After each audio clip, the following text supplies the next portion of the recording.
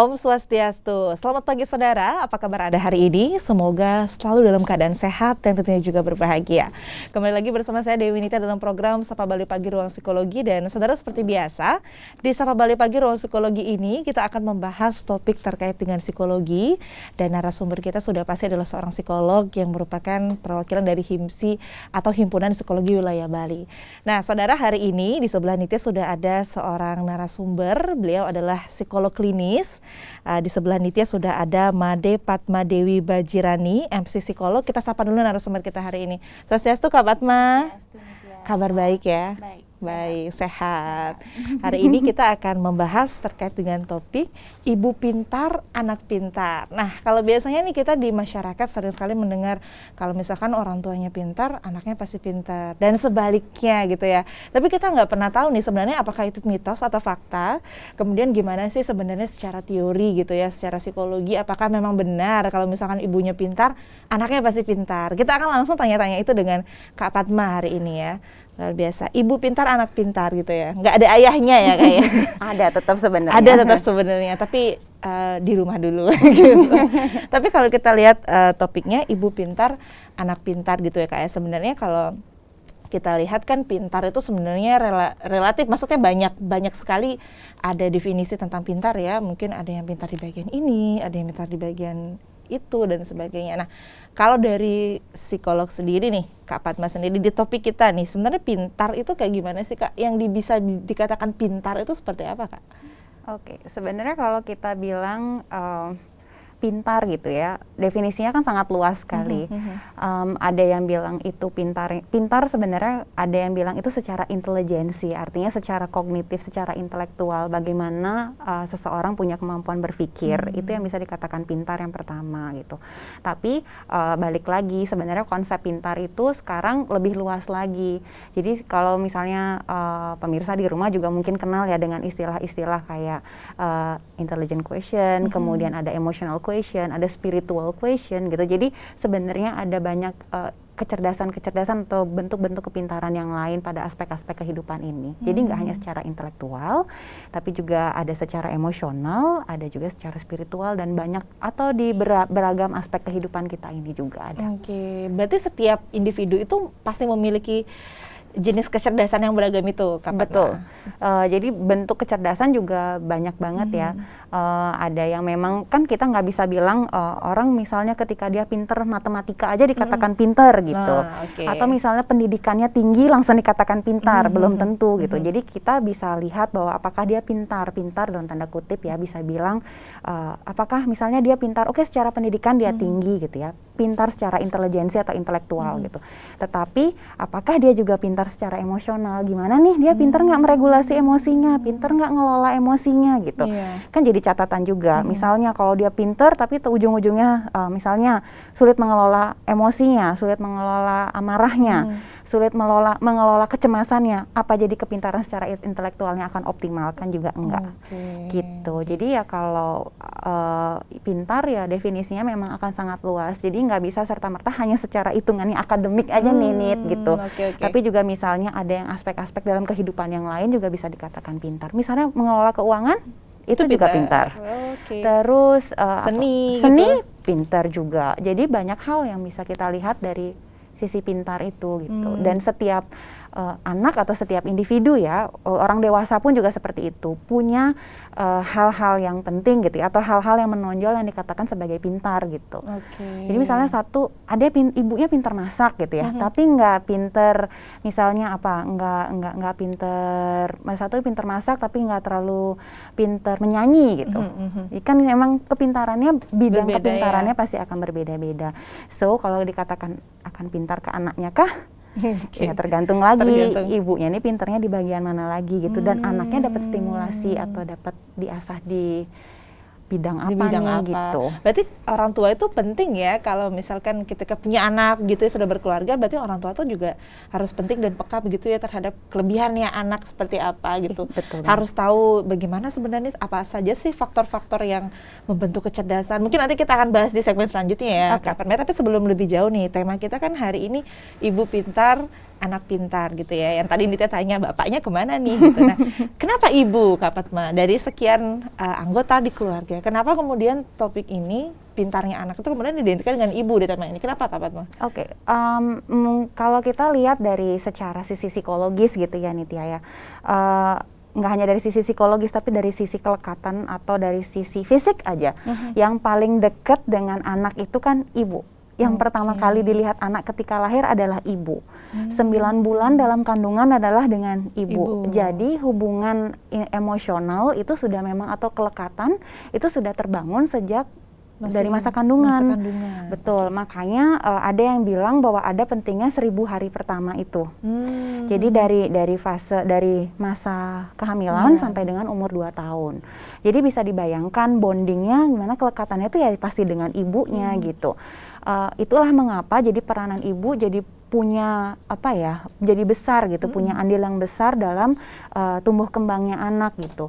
Bukan berarti ayah atau extended family ya, atau anggota keluarga yang lain itu tidak punya andil gitu. Sebenarnya semua punya andil, tapi kenapa jadinya diangkat ibu? Karena coba kita lihat ya dalam kehidupan sehari-hari, selama misalnya dalam 2 tahun pertama gitu ya kan, kalau anak-anak itu lebih misalnya 2 tahun pertama menyusui ASI, ASI eksklusifnya sama ibu. Kelekatannya juga pasti sama ibu. Bukan sama gitu. bapak ya. Gitu. Jadi misalnya di fase-fase awal kehidupan gitu ya, anak akan menjadi secure attachment, jadi kelekatannya menjadi ngerasa aman, ngerasa nyaman, itu biasanya dengan ibu gitu.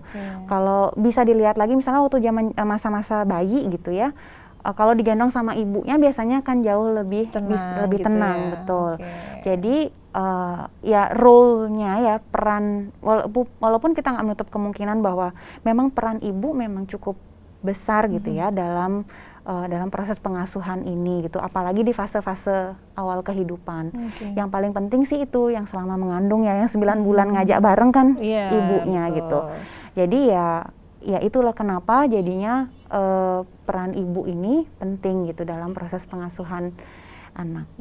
Penting, tapi yang lain juga penting ya Kak Fatma ya. Tapi memang sudah dijelaskan tadi kalau dari awal kelahiran juga sudah lebih banyak ada ininya dengan ibu gitu ya. Ada kelekatan dengan ibu. Nah, kalau kita lihat nih mitos-mitos sekarang juga ya, kalau di Instagram saya suka scroll juga banyak akun-akun psikologi begitu ya yang mengatakan kalau kecerdasan anak diwariskan dari ibu gitu, diambil dari ibu. Terus kalau misalkan ibunya pintar, anaknya pasti pintar. Nah, itu sering nih ya dengar. Sebenarnya itu mitos atau fakta, Kak Fatma? Kalau dibilang mitos dan fakta. Jadi kita balik lagi ke, sebenarnya kita terbantu ya dengan adanya informasi yang ada di media sosial gitu. Cuma mungkin masyarakat makin kesini makin cerdas ya, artinya jadi mulai memilah gitu, apakah ini benar apa enggak ya yang disampaikan dalam pemberitaan gitu. Sebenarnya itu fakta gitu. Kenapa? Karena secara kita lari ke teori dulu nih Nitya. Jadi ada teori yang kalau kita menyebutkan bahwa kecerdasan itu faktornya ada 2 faktor yang mempengaruhi, ada nature dan nurture. Nature itu adalah genetika dan nurture itu adalah bagaimana lingkungan sekitar itu ikut membentuk kecerdasan dari anak.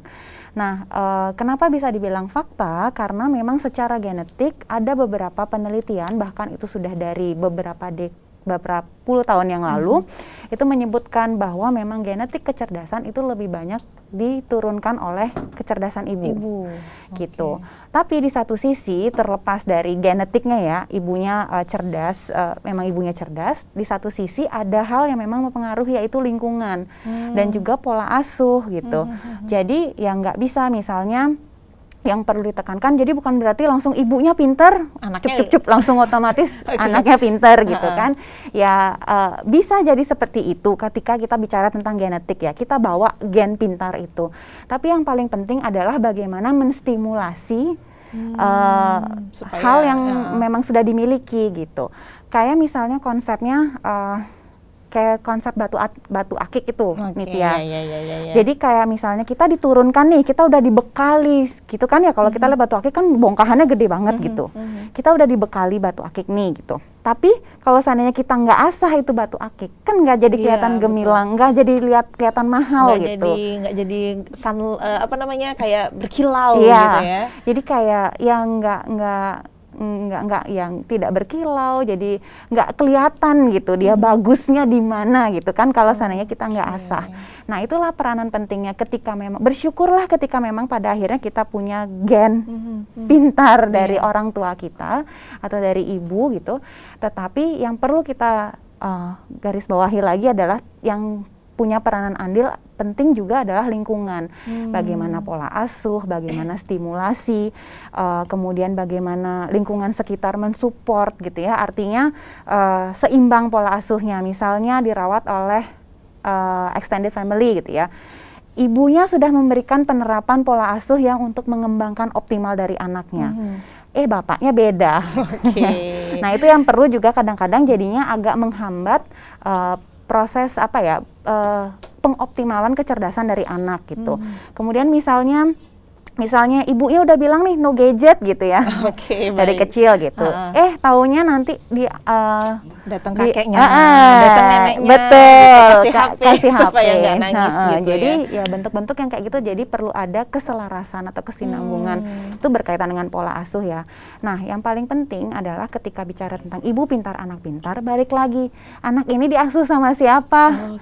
Kalau seandainya ibunya pintar tapi pada akhirnya tidak mendapatkan stimulasi yang baik dari ibu yang pintar ini, ya akhirnya misalnya diasuhnya oleh siapa? Oleh neninya gitu ya, yang neninya tidak dibekali dengan ditransfer knowledge gitu ya sama ibunya. Artinya kayak anak saya diginiin, anak saya nggak diberikan informasi seperti itu gitu ya. Jadi, ya belum tentu gitu.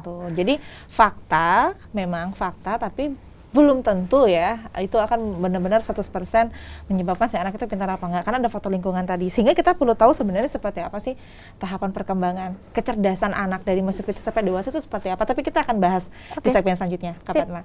Saudara, setelah ini kita akan membahas kira-kira seperti apa sih tahapan perkembangan dari kecerdasan anak, kemudian apa saja faktor-faktor yang kemudian bisa membuat kecerdasan anak itu semakin berkembang. Tapi selain satu ini, untuk itu jangan kemana-mana, tetap di Sapa Bali Pagi Ruang Psikologi.